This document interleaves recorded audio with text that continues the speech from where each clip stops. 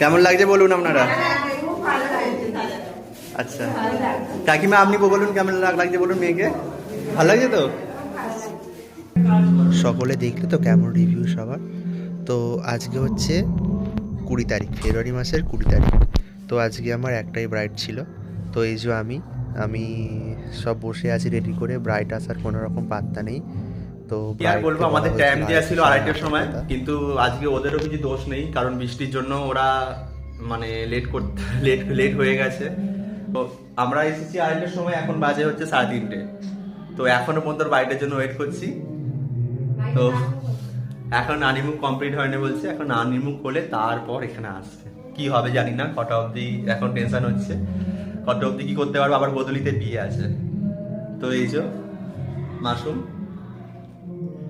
আর এই যে শাড়ি পরানোর জন্য মা এসছে, বসে আছে।